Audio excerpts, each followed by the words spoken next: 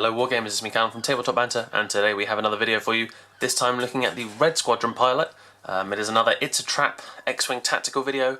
I'm going to talk to you through my ideas, and going to have a bit of fun through this series. I'm going to learn from you, you're going to hear me make ridiculous claims about good tactics, and yeah, it's going to be a good laugh. So, let's get cracking on the Red Squadron pilot.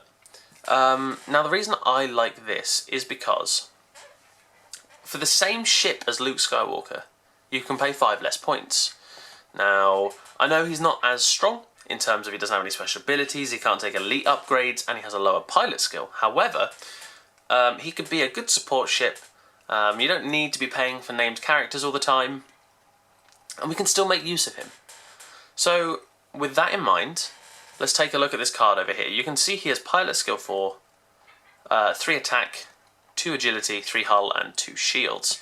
The 2 upgrades he can take are torpedoes and astromech droids, and the 2 actions he can perform are focus and target lock. So all that for 23 points isn't bad going. The X-Wing as a ship, like I said in the last video, is a fairly defensive ship. Not as in agile, but it's got 3 hull, 2 shields. I see it as that defensive ship. You know, you can't just throw them away. You need to look after them, in my opinion. With that in mind, though, what I've decided to do here is take a loadout to have this guy as a good support for other units. Now, the best support is Biggs Darklighter, but you do only get 1 model in the starter set. So what I'm going to do is talk you through how I would use this on its own and how I think it would work well in a team. So the only upgrade I've gone for is R2-F2. So I can perform an action that increases my agility by 1 value until the end of the game round. Yes, you're sacrificing target lock and focus, but if you need to, it's there. 3 agility is pretty handy. And as far as I'm aware, it's a D8, and there's a 1 in 4 chance, or maybe even more than that actually, that you'll roll an evade. It might be a bit higher. I haven't actually checked. But either way, you've got a good chance of rolling an evade, so increasing that probability is pretty good. So I would definitely consider taking that, as it does increase that agility. It means you can avoid more things, and it's good for ranged combat as well. However, the reason I think this guy would be good, the way he is like this, is it's the same ship as Luke Skywalker. It shoots last, but it moves first. So with that in mind, you can move him in a fairly aggressive manner. You can place him, perform an action, and you can use him as a blocking unit.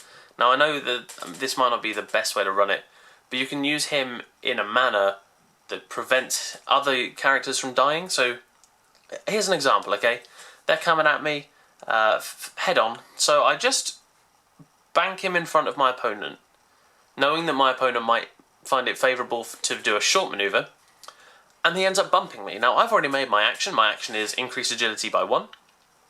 They bump me, they can't perform an action, it reduces how effective they are, and that's good. And that means that behind him, I can have my main character, maybe, I don't know, Luke Skywalker, with R2 and I think I gave him marksmanship in the last one. And he can just come up behind and he can do the damage onto the key ship. Meanwhile, I've still performed an action on this guy. He can still target the other ships, so he's not rendered useless. That early movement, I know you shoot last, but that early movement can be beneficial. So I would definitely recommend using this guy as a support ship. Playing it on its own, I can't see it being like a game winner. I can't think of many loadouts that would just make that a game winner. So really I can see him being a fantastic support choice, especially for someone like Luke, because I would want maybe marksmanship or proton torpedoes or something for Luke to make him more offensive, because he's already quite strong in defense anyway, as I mentioned in the last video. So this guy can really synergize well with that, in my opinion. Now obviously each to their own, so what I would like you to do is leave a comment below and let me know how you would run this ship with these upgrades, and how you would upgrade it differently, if upgrade it at all, because maybe a stock Red Squadron pilot isn't so bad. Anyway, thank you very much for watching. Don't forget to like and subscribe, leave a comment below, let me know what you think. Could you see yourself running the Red Squadron pilot in the way and the format that I have already mentioned? Do you know any better ways? Because I'm always interested to learn. This is a learning opportunity for me. Having the YouTube has really helped anyway in that respect for 40k, so now a chance to learn a new game system is fantastic. So, thank you very much for watching. Don't forget, 2 links in the description below. One to the TableTopBanter blog, go check it out, Harry's been working hard. One to the Legion of Gamza, some fantastic content for some lovely people. And thank you very much for watching. Don't forget, have fun.